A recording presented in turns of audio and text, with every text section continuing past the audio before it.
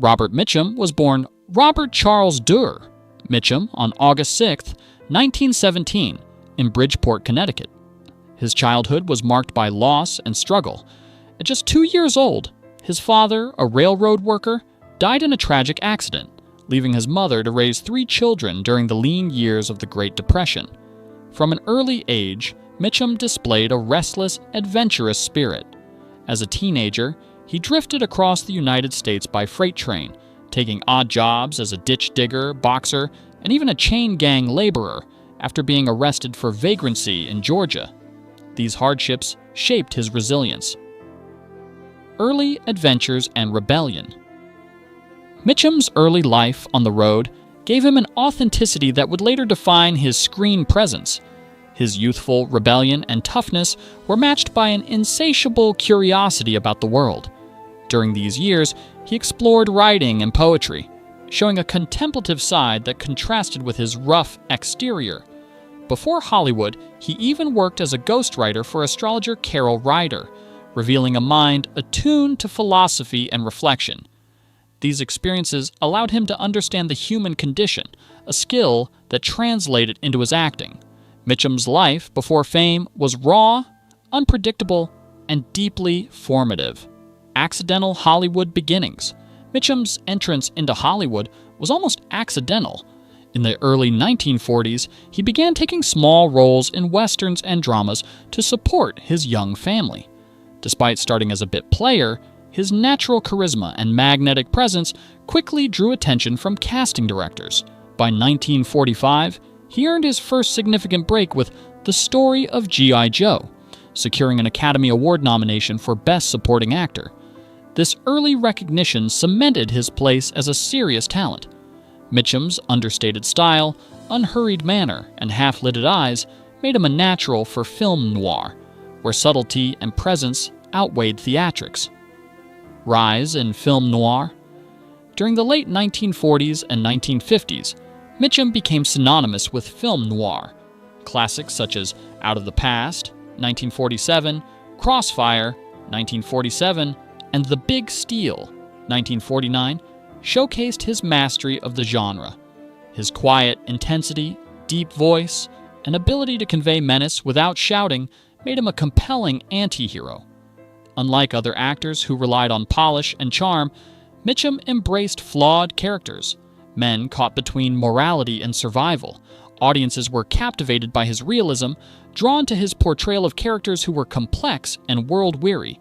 His noir roles remain iconic, defining the archetype of the cool, morally ambiguous hero. Versatility across genres. Though film noir defined much of his early career, Mitchum demonstrated remarkable versatility. He appeared in war films, westerns, thrillers, and romantic dramas, often taking on morally complex roles. In The Night of the Hunter, 1955, he delivered a chilling performance as Reverend Harry Powell, a preacher turned murderer, showcasing his rare ability to balance charm with menace. Other notable works include Heaven Knows Mr. Allison, 1957, The Sundowners, 1960, and Cape Fear, 1962, where he once again terrified audiences as Max Cady. These performances highlighted his range, proving he could embody both heroism and villainy with equal conviction. Personal philosophy and rebellion. Off-screen, Mitchum was known for his disdain for Hollywood pretension. He maintained a self-deprecating wit, famously joking about his walk while staying grounded and unpretentious. His 1948 arrest for marijuana possession, a major scandal at the time, did little to damage his career. If anything, it solidified his image as Hollywood's rebellious bad boy. Mitchum lived by his own rules, valuing authenticity over conformity.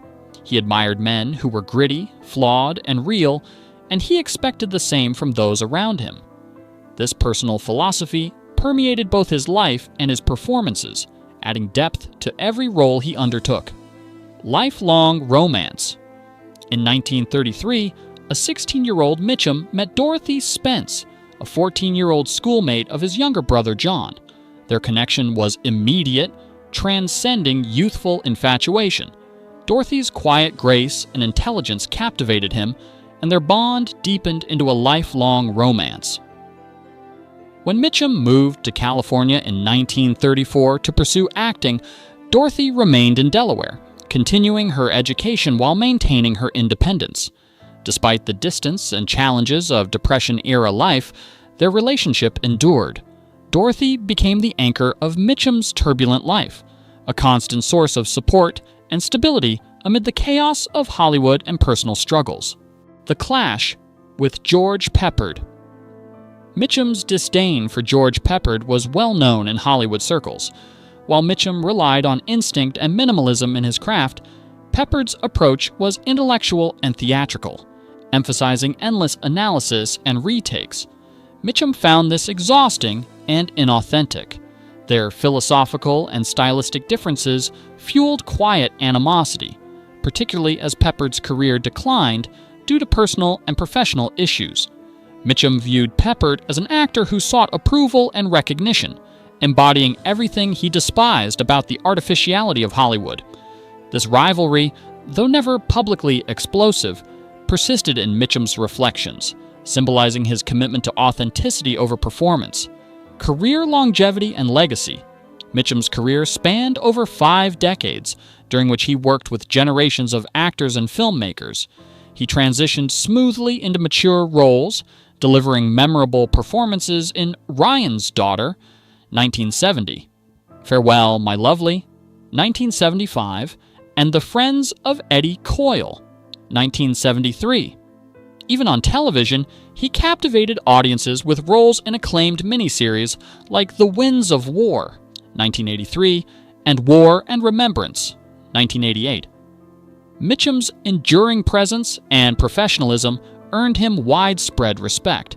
He maintained the quiet intensity and naturalism that made him magnetic on screen, proving that true talent lies not in flash, but in depth, subtlety, and consistency. Personal discipline and philosophy. Mitchum's philosophy extended beyond acting. He lived simply, avoided pretension, and valued loyalty and integrity. He admired authenticity in others and rejected superficiality. These values were evident in his personal relationships, career choices, and approach to Hollywood life. Even when faced with scandal or adversity, he remained steadfast, letting his work speak for itself. Mitchum's approach emphasized living by one's own principles, trusting intuition, and maintaining a quiet dignity. In an industry often dominated by spectacle and ego, he remained a figure of authenticity, whose reputation for honesty and gravitas outlasted fleeting fame. Later, life and reflection. In his later years, Mitchum reflected on a life lived fully, embracing both successes and hardships. He recognized the fleeting nature of fame and the importance of personal integrity. His relationship with Dorothy, lasting over 5 decades, exemplified stability and love amid a turbulent career. Mitchum's reflections often centered on the contrast between genuine talent and superficial ambition, as seen in his view of George Peppard. These insights revealed a man deeply attuned to human behavior, valuing substance over style, depth over pretense, and truth over performance. His legacy extends beyond his films into a philosophy of authenticity.